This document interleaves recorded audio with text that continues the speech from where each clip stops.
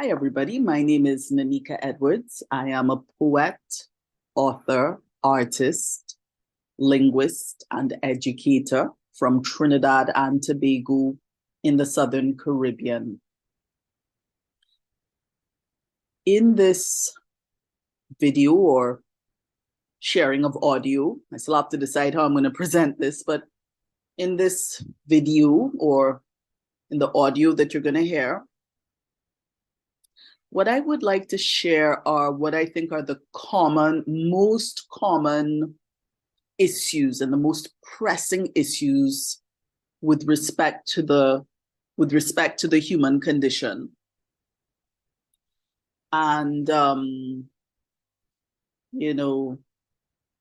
must admit, ever since I was a little girl, I think even before I could really even properly talk, or around the time that I started talking, I was very much a thinker. I've just always been this way, and I guess that God has built me this way for a particular reason.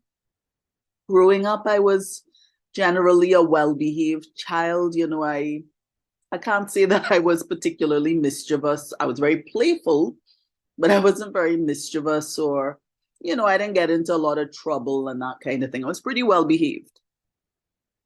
And as a child, having gone to a Catholic primary school, coming from an Anglican family, and having a grandmother who sent me Jehovah's Witness children's Bibles, she sent them for myself and my sisters.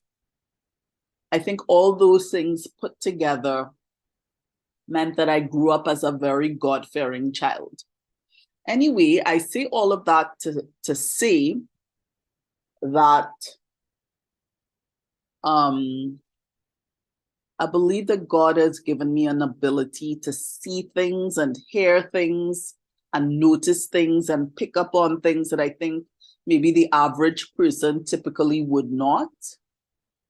There is a verse in Proverbs 20, verse 12, and I'm quoting from the New King James Version, NKJV, that says, "The hearing eye and the seeing eye, the Lord has made them both." I'll say that again. The hearing ear and the seeing eye, the Lord has made them both. Did I quote that correctly the first time? Let me say it a third time just to be sure. The hearing ear and the seeing eye, the Lord has made them both. Now, what does that mean? I mean, there could be all kinds of layers to that, but there are other places in the Bible where God says, seeing, you're not seeing, and hearing, you're not hearing. In other words, God is saying you have ears, but you're not hearing. You're not really hearing like the dog whistle, or you have eyes, but you're not seeing below the surface, right? So being able to hear things and see things beyond the obvious is a gift from God. That's essentially what the book of Proverbs is saying. And I can definitely say that God has given me that gift. I didn't ask for it. He just decided that that's how he wanted to build me. I am grateful that he has done that. It has been very useful and helpful for me on many different levels. And I consider it one of my many talents. And like any talent that the Lord gives to any one of us, I am faithfully investing it. And one way that I do that is by writing material, producing content that I hope would be edifying, interesting, educational, and sometimes entertaining for other people. Anyway, I'm going to try to go through my list as quickly as possible. Maybe at a later point, I will go into more depth about each topic. But I have a list of 20 things. I was actually gonna stop at 10, but then I went on to 20. 20 things that I think are core problems that I have observed over many years, and especially maybe the past 10, 15 years, that I think are real stumbling blocks for a lot of people.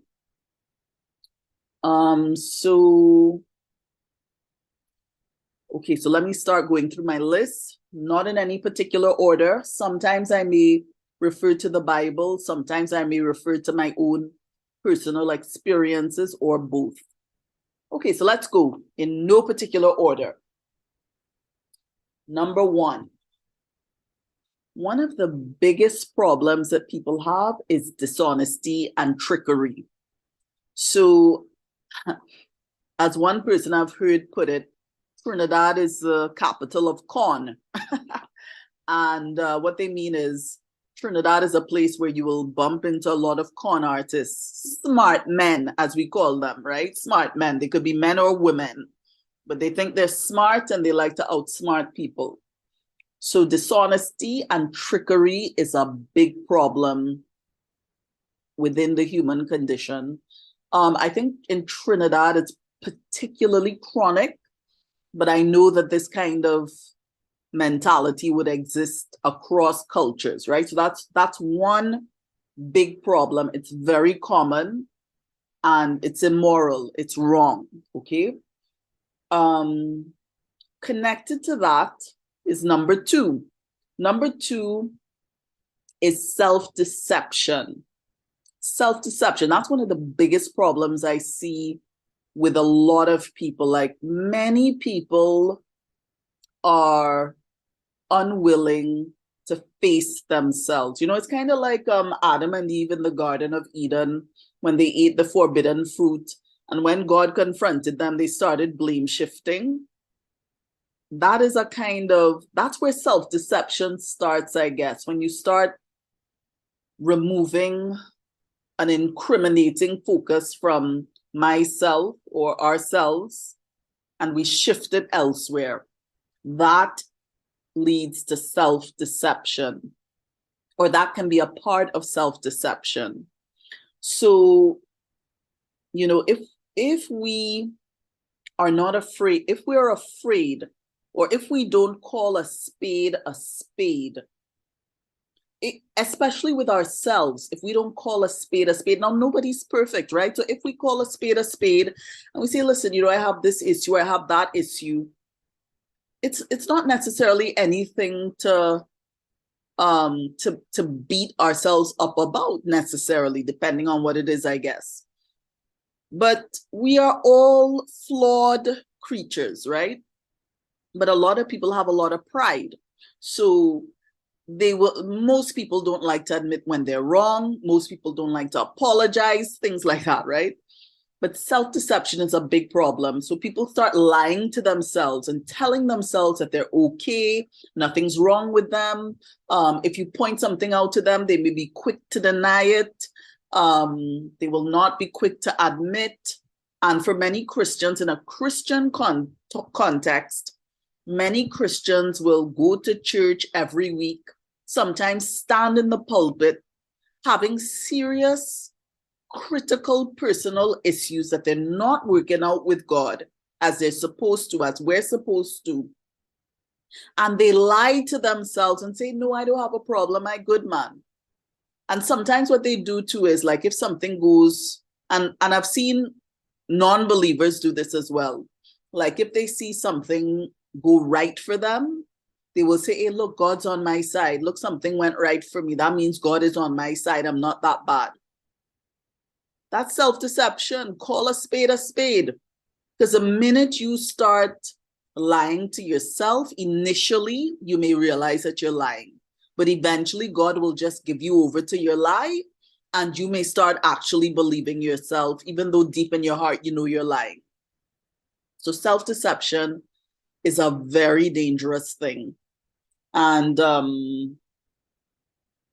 you know, there was something I was going to say. I lost that thought. But yeah, self-deception is very, very dangerous.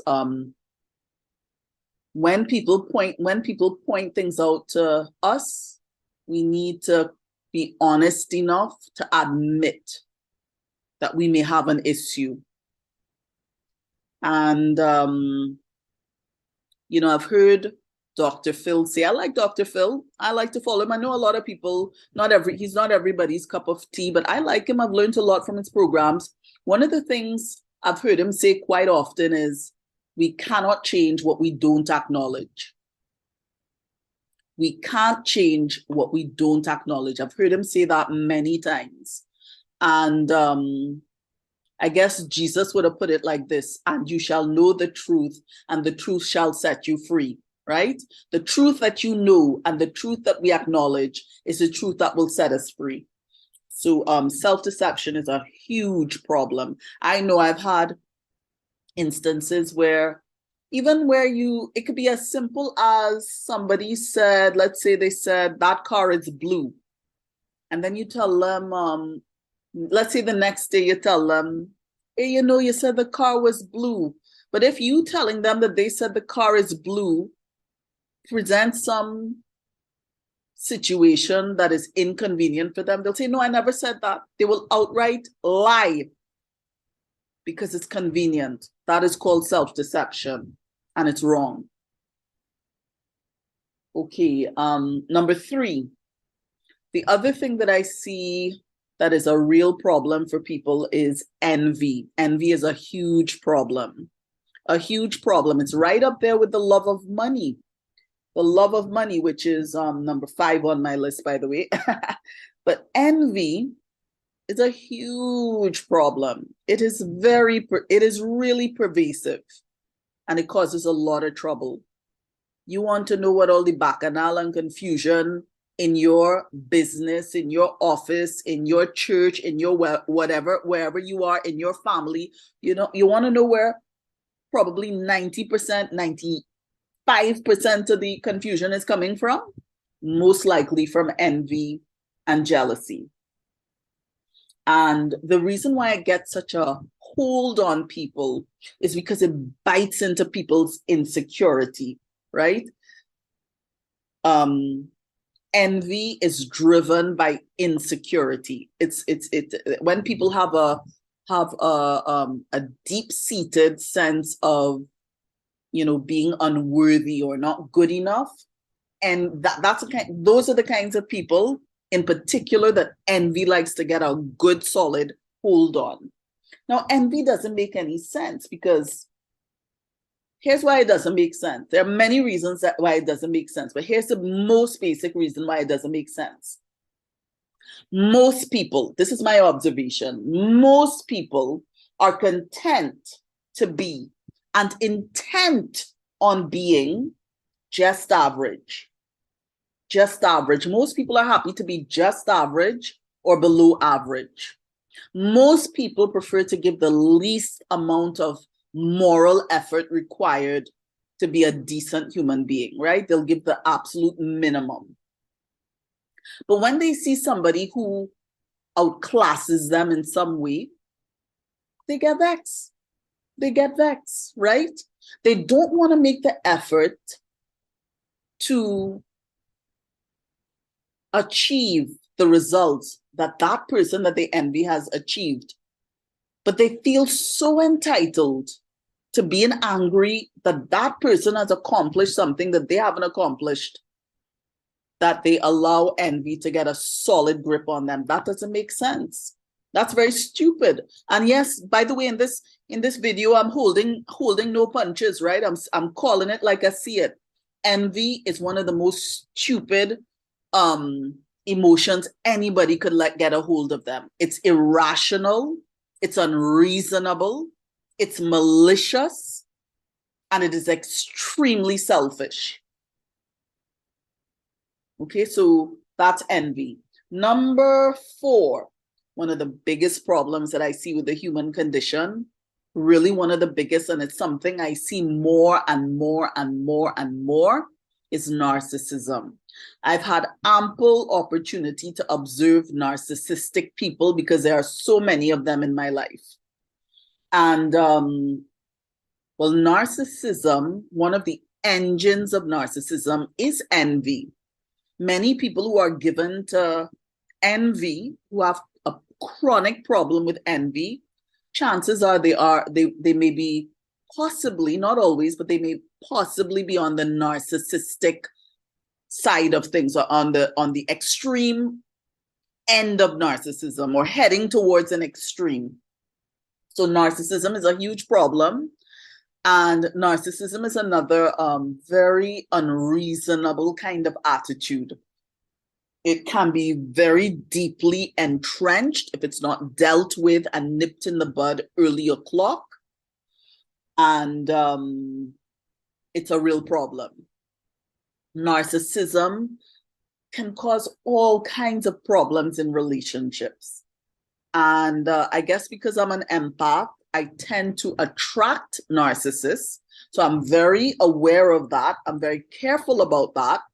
My antennae are always up, but narcissism is a huge problem. The other thing that is a really big problem, I think, with people today is the love of money. Many people are busy chasing money. And the Bible says the love of money is the root of all kinds of evil. When we think of the things that people do to make money, I think we would know that this is definitely true, right? That's definitely a truism. The love of money and the things that go with that, especially the pride of life. You know, the pride of life. I see so often where people misjudge people or wrongly esteem people based on how much money they have or how much money they don't have. Whether they have a fancy car or not, whether they have fancy clothes or not, whether they have fancy shoes, all of those different kinds of silly, superficial things.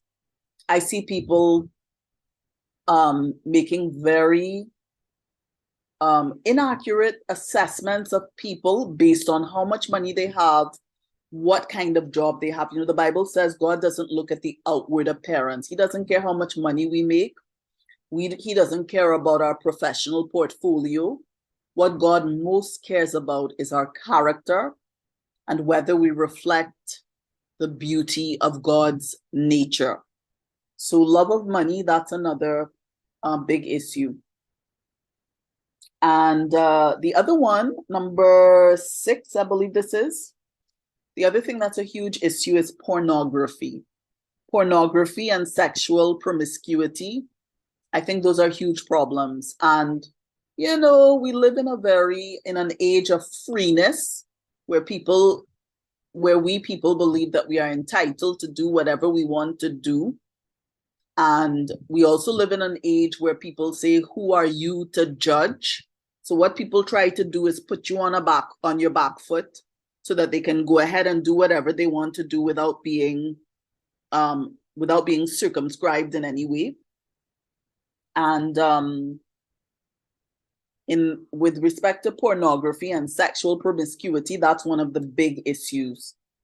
Sexual promiscuity and pornography are very defiling, physically and spiritually, emotionally defiling things to entertain, and they are a problem. You think even in a job context, how sometimes an employer might be shortchanged by an employee who is spending company time when they should be working, looking at pornography. That's one problem, but that's one of the maybe one of the less extreme problems associated with pornography and sexual promiscuity, but those are problems. Pornography, particularly if it is indulged in by, let's say, men, but not only men indulge in pornography. If it's indulged in by men, it affects how they see women. It can affect the quality of their marriage, how their wives feel about themselves. It can directly impact the self-confidence of their spouse, things like that, right? So this is a very serious problem. The other reason why it's a serious problem It's because, when I see stories of like pedophiles or rapists and things like that, I tell myself they didn't just wake up one day a rapist or a pedophile. They must have been maybe addicted to porn or something like that. So porn is a very serious problem. And when we consider the extent to which sexual assault and sexual crimes against women and children in particular, but it's not just women and children, but we know that women and children tend to be the main victims. We know that this is a real problem, okay? The other, and by the way, it is not something that does not affect the world of work. The boss who uses sex as bait for promotions and things like that. That's wrong. That's very, very wrong. Okay. Misogyny is number 7. Misogyny is a huge problem, like an innate hatred for women, disrespect for women. I think that it is a problem. It exists at all levels of society in many different areas of society. I know that, like in Trinidad, where we have a colonial kind of system that has made the kind of master kind of dominance kind of culture very attractive to men and women, but definitely especially to men. Misogyny tends to go along with that. And, it is something that you will see on all kinds of different levels. Definitely, you'll see it in the workplace, maybe men automatically earning higher salaries than women for no good reason. You could see it in the church, and in the church where you have a kind of maybe a top heavy gender disproportionate gender distribution, where you have a lot of women being a part of the congregation and most of the leadership being male, most of the main leadership being male, which is very common in the church world. I think that is a very easy breeding ground, if I could put it like that, for misogyny. Okay, number 8. Another real problem that we have with the human condition today is our education systems. Education systems around the world, in many parts of the world, with a few exceptions, are churning out people who are mindless and not critical thinkers. That's a big problem. Another big problem, kind of related to that, is a lack of emotional intelligence. That is number 9, a lack of emotional intelligence. This is a huge problem. This is why we have problems with people not getting along in the workspace, problems within families, problems within churches, problems within sports teams, or wherever you may find at least two humans interacting. If emotional intelligence is lacking on either side of the relationship equation, there will be problems. Now, what is emotional intelligence? Emotional intelligence basically is knowing yourself, understanding other people, and having empathy for other people, and being able to resolve conflict in a healthy way. I would also add to that the ability to know God and be like God, to think like God. All of that is part of emotional intelligence. Where that is lacking, there will be problems, and it is generally lacking because it's not generally it's not always easy to teach, and it's not generally a robust part of the education system. And I could tell you that as a poet, as an artist, as a linguist, I can see how all of those things, all of those prongs can be plugged into an education curriculum that could teach emotional intelligence at all of those different layers that I listed in a very effective way. Getting to think like God, knowing myself, understanding others and developing empathy, and learning how to resolve conflict. You can learn all of those things within poetry, within the study of poetry, within the study of language and languages, and also within art, the world of art. So yes, that's another big problem. Number 10, another big problem also connected to the education system and the lack of emotional intelligence that we see plaguing society today is a lack of critical thinking. When we see some of the strange things that people do, we understand that critical thinking is not as common as it should be. And as the saying goes, I don't know if it's a Trinidad saying or if it's a worldwide saying, like within English speaking countries, but common sense is not common. Common sense is not common. The first step to thinking critically is to think about what we think, to think about how we think. But we are not generally taught to do that. And we don't generally do that because sometimes we're just too lazy. And sometimes we know that we have serious personal issues that we need to deal with. And instead of dealing with them, we prefer to pretend that we don't exist, that they don't exist. And one way of doing that is to not listen to our thoughts, right? So that is a big problem. Lack of critical thinking. I see that a lot of times when I'm like, say I go to a mall or a business place in Trinidad and you're interacting with like say the lower level staff, but it's not just a lower level staff thing, it's everybody, it's just about everybody, right? But let's say you're interacting with staff on a junior level, let's say, and some issue crops up. You can see how problem solving is not even considered an option in many cases. Many times the juniors would tell you, oh, my boss wouldn't allow that, end of story, or we can't do that, or we don't do that. There's no kind of flexibility in thought, very rigid, narrow thinking.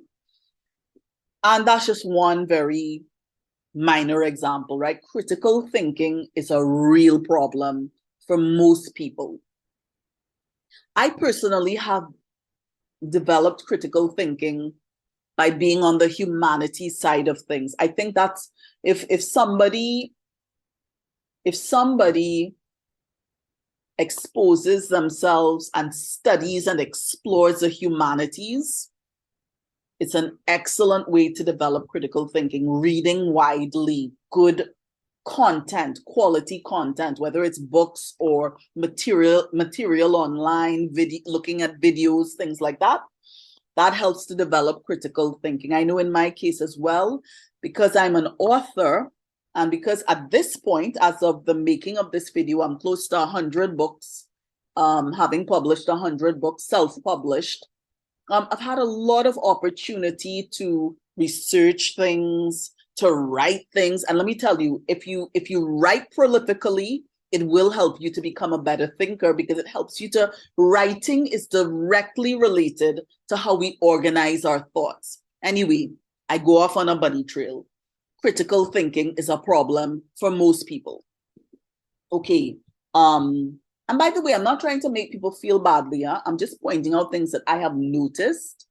And I will do a follow-up set of maybe videos or posts or articles or something where I will, deal to some extent, hopefully, I'll get the time to do that with some of the solutions for these things, right? Because I don't believe in just pulling down or tearing down and criticizing. I believe it's also important to offer solutions. Okay, so at this point, I'm just pointing out what the problem areas are, what I think some of the main problem areas are for most people. So if you're one of them, don't feel badly because it's most people, right? So, okay, so we've got 10 down. All right, number 11. intolerance of and bullying for difference and disagreement. You just go on social media and you will see how intolerant people are when somebody disagrees with them, when somebody says something that they don't like, or if somebody takes them to task about something that they think they got wrong. People, that is a big problem because the world is a place of diversity and we cannot expect everybody to be the same or to have the same opinion about things, especially for issues that are controversial. I see controversial issues.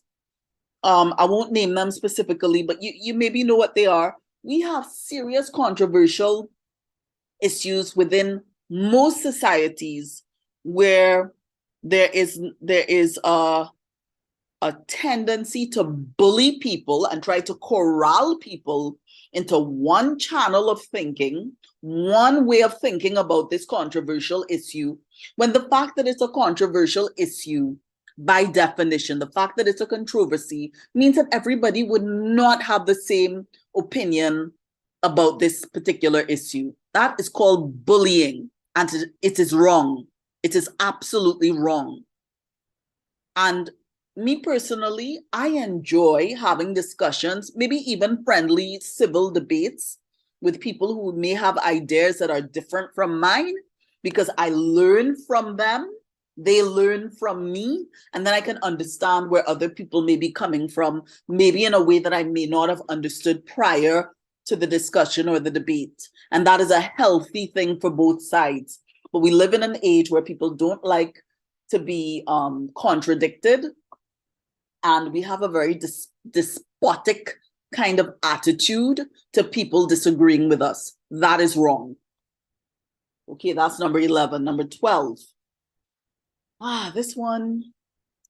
Okay, number 12, I think a big problem today, I see it mentioned so often on social media, and I know it's a problem. I see it mentioned in the media, is loneliness. Loneliness is a huge problem.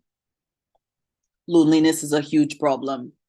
I think it's possible to be alone without being lonely. But most people do find that if they are alone, that they feel lonely. There are ways to deal with that, but this is another big problem. And it's a huge problem because it leads to mental health issues. And, it's also an indication that it's also an indication to some extent that we don't really care about each other sometimes. In a world with so many people, why should anybody be lonely? That's a problem. Okay, number 12. I wonder if I got something wrong here. LMNOPQRST. I have these written down as letters, so I'm trying to get the numbers right. Let me see. 11, 10, 11, 12. Okay, 13. Loneliness was number 12. Number 13 is the inability to communicate effectively. When I listen to the media, like when I listen to radio stations in Trinidad, or even when I listen to the foreign media, and I listen to how people speak, I think to myself, the human race is forgetting how to communicate effectively. Very often we don't communicate clearly. Very often we assume that people can jump into our head. We don't jump into other people's mind and into other people's minds. And as a result, there's kind of this static in the communication, right? Things get lost in translation, or things may not be perfectly clear, or even if they're clear, they don't have the impact they could have because people may not know how to communicate effectively. So the inability to communicate effectively is a big problem. And again, I could say that as a poet, as a linguist, as even as an artist, but definitely as a linguist and a poet, I do love language, and I know that language is important. When you think about it, God created this whole vast universe through language. He said, let there be this and let there be that. And I could imagine that there was a lot of beautiful poetry in there, because Genesis 1 is essentially a poem. So even though it says, let there be this and let there be that, I suspect that the way God created everything was even more, slightly more sophisticated than just let there be this and let there be that. I think the poetry would have been absolutely grand. I could be wrong. I have no evidence for that. That's just my personal opinion. But I do believe that the poetry that created the wondrous stripes of the tiger, the beautiful lilies of the field, the magnificence of the starry universe, I do believe that the poetry that would have created all of that would have been absolutely exquisite. So communication is another big problem that most people have. And again, there are ways to, if somebody finds it difficult to write effectively or speak effectively, there are different ways to improve in those areas, okay? So again, I'm not trying to beat people over the head. I'm just letting people know what I think are some of the real problems that we have in society today. And by the way,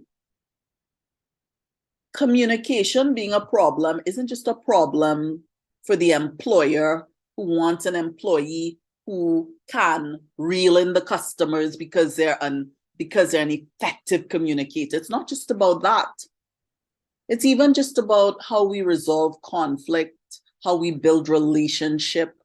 Communication, relationships are built on communication.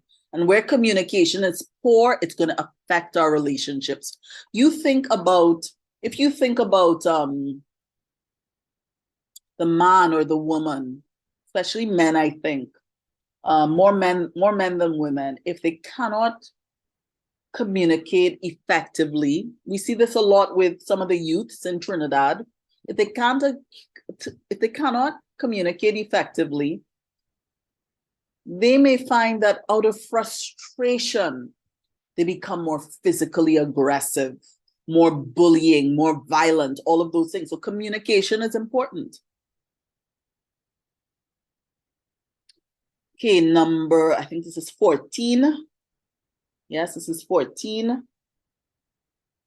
The next thing is, the world is very impatient. We focus more on results than we do on process. So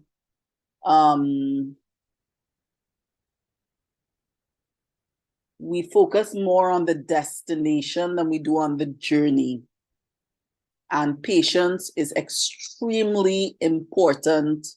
It is directly connected to wisdom, right? So I think the older somebody gets, if they're aging in a healthy way, you will find that they slow down. They'll slow down in their responses to things. They'll take their time to mull over things. They will speak more slowly, more deliberately, maybe even speak less and a little, just slow down. Patience is an important part of acquiring wisdom, because haste makes waste, and haste is based on impatience. Number 15, a big problem for the human race today is failed marriages. And I don't think I need to say anymore. Failed marriages. Okay, how to put this? Failed marriages because of how the modern world is defining marriage, okay? That's a problem. And one of the big problems in marriage is adultery. That's probably one of the biggest ones. That's the biggest problem. I know here in Trinidad, it's a normal thing. It's normal. In a sense, it's abnormal because it's abnormal behavior. It's abnormal to be that selfish. But it's a common thing in Trinidad, so much so that we sing about it in our in our local music, and sometimes it's a subject of humor and gossip and joviality and things like that, but it's a serious problem because it affects the fabric of a whole society. Number 16. Number 16, a big problem is bullying and cyberbullying. That's a huge problem. And bullying and cyberbullying, that's a huge problem, especially cyberbullying. And if I may, I have to make reference even to my own experience on social media. Every day that I come on social media, I am bullied. And that is because there is a group of people who have pretty much blacklisted me on social media. The result has been, and for no good reason, I have to say, for no good, valid reason. The result has been that most people who come to my social media spots or who see my posts, when they see that other people are not responding to my posts, they decide that something has to be wrong with me, and they don't respond to the post either. It is a form of peer pressure. It is also a form of bullying, right? I'm calling it like I see it. It is bullying behavior. When I post content that is credible, that is quality content, that makes a lot of sense, that is edifying, that is insightful, and nobody responds, but so many people would be posting some of the most mediocre things I have seen and getting all kinds of likes and responses, I know that something is wrong, right? So that's called bullying. And you see people starting off, they say, hey, here's our friend Nika and so on. And when they see that other people are not responding, all of a sudden, Nika not no friend anymore, right? I consider that very cowardly, very, very cowardly. And it's bullying and it's wrong. Anyway, maybe I'll deal with that at greater length at some other point. Number, I think it's 17. Maybe I'll leave that one for last. Number 17, peer pressure, related to what I was just talking about. Peer pressure breeds bullying, because when people are in a group, because they may not be thinking critically, they would assume that the majority is always right, or that it's safe to indulge in wrongdoing within the strength of a majority. Majority doesn't make anything right. Might is not necessarily right. Numerical right is not necessarily right. In fact, it's often wrong, because what it does is it creates what is called group think, where people stop thinking for themselves and allow the group to think for them. That is wrong. And that's one of the kind of, what's the word I'm looking for? That is one of the really damaging effects. That's not the word I'm looking for. One of the very damaging effects of peer pressure. Okay. Number 18. Substance abuse is another huge problem and by the way, I know I'm not saying anything that people never thought of, but sometimes I look, anyway, let me not say that, but substance abuse is another big problem, whether it's drugs or alcohol or whatever it may be. Substance abuse is a huge problem in today's world. Number 19. A huge problem in today's world and with the human condition is politicians who only care about lining their pockets and holding on to power, and who are not true shepherds. That is a problem, right? That is a problem. And one of the reasons why that's a problem is because there is what I would call the effect of gravity. What is true at the head in terms of character, motives, ways of thinking, ways of doing things, is going to trickle down to the rest of the society. That is just how God has set things up. Leadership, as we say in Trinidad, the fish rottens from the head, right? When the head gets rotten, the rest of the fish gets rotten. And when, I guess by contrast, if the head of the fish is healthy, the rest of the fish will be healthy, right? That's a kind of implication of that. So throughout the world, we have a crisis within the political world. And I guess it's not just the modern world, it's been with us throughout history. But we need politicians who are shepherds and who really care about their flock. Politicians were never called to lord it over people. They were called to be shepherds. Okay. And finally, number 20,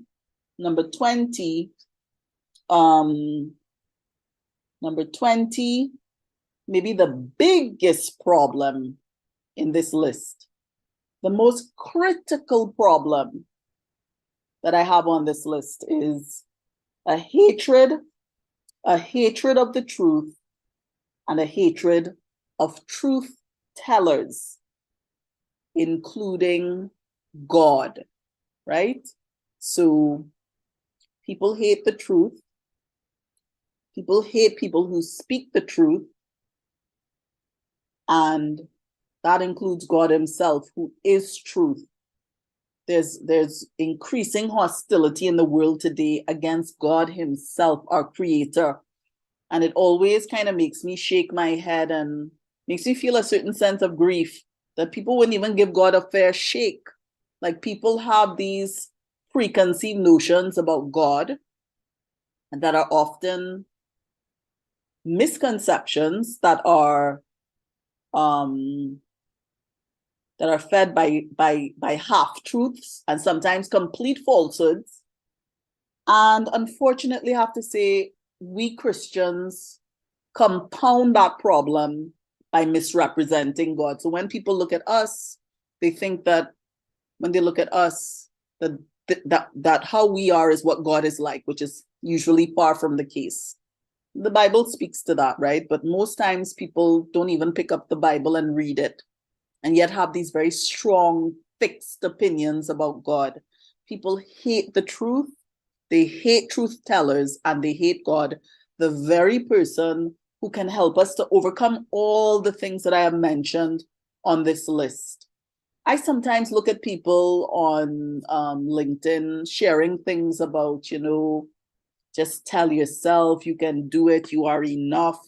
You could grit your teeth, essentially, is what they're saying, and you can will yourself to be a better person and to achieve your goals, and you deserve this and you deserve that. I don't think I deserve anything at all. All I know is I'm here to serve God and his purpose, and I don't really deserve anything, right? I'm made of clay. I'm a very flawed, I wouldn't say I'm very flawed, but I'm flawed enough, right? All of us are flawed. And or maybe I'm more flawed than I may know. I mean, God knows me better than I know myself. But I'm not a malicious person. That's what I mean. But anyway, God is the one who can actually help us by his grace.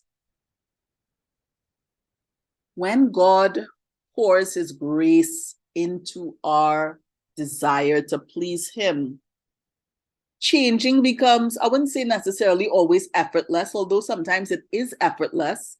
That habit that you're trying to break, that is so difficult, whether it's drinking or smoking or drugs or a sex addiction, could be anything. Or it could be, maybe you like to lie and you don't want to lie anymore. You want to become a more honest person, or you want to grow in confidence. You want to become a more confident person. God is a good God, and he will help us to reach to a place where we become far better versions of ourselves. Grit will only get you so far, which is why sometimes I look at LinkedIn posts, posts or posts on YouTube and so on. And I think, people, we think that we are the captains of our own destiny. That's not how God has set it up, and as long as we decide that we are the captains of our own destiny and we decide what our truth is, and our truth is the truth and not just a truth, and then we're heading for rocky waters, right? Waters with jagged rocks sticking out of them.